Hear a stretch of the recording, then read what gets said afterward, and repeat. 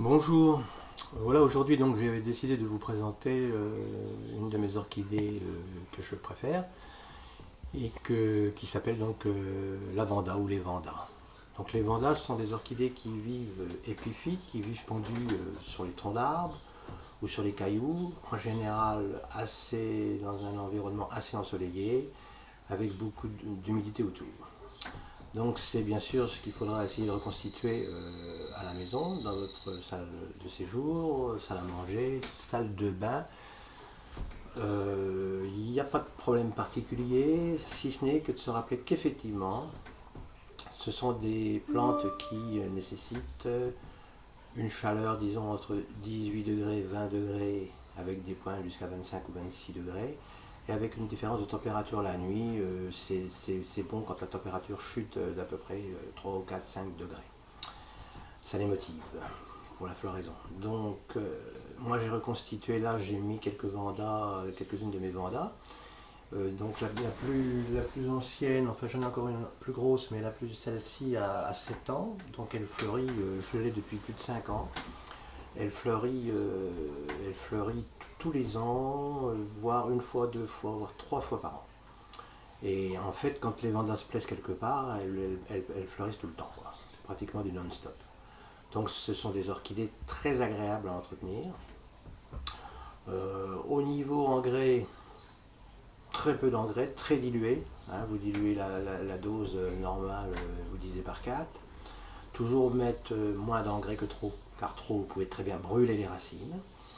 Donc une fois par semaine, voire deux fois par semaine, une fois par semaine en hiver et deux fois par semaine en été, je les baigne pendant, disons, les racines. Donc toutes les racines sont trempées. Vous posez votre vanda dans un seau d'eau ou dans une baignoire, par exemple. Vous la laissez tremper. Certains disent 5 minutes, bon moi je les laisse facilement 2 heures. Hein, mais enfin bon, chacun a fait ce qu'il veut, puisque bon, c'est adapté en fonction du milieu dans lequel se trouve la plante. Donc si le milieu est plus sec chez vous, moi elles ont entre 70% d'humidité, voire 80%. Donc vous adaptez un petit peu en fonction des besoins. Donc très peu d'engrais. Ne pas la mettre en plein soleil derrière les carreaux, juste derrière les carreaux, parce que là à ce moment-là elles brûlent. Elles vont avoir carrément comme nous un coup de soleil sur la plage, donc c'est-à-dire que la feuille verte va devenir brune, et ça c'est irréparable, irréversible, puisque la plante pousse toujours en montant vers la tête, en hauteur. Donc là, de ce côté-là, il faut faire attention à ça. Maintenant, si vous avez une feuille qui est brûlée et tout, bon, c'est pas catastrophique, vous la coupez carrément au ciseau, la partie brûlée, et puis voilà quoi. Hein. Donc quelquefois, il arrive au Vanda de refaire des petits rejetons au pied, des petits kékis, des petits rejetons, des petits bébés au pied, que vous pouvez laisser sur la plante mère, comme celle-ci. J'en ai une à côté qui a 3 ou 4 petits. J'en ai une là aussi, là je vais vous montrer tout à l'heure, elle a des petites vendas.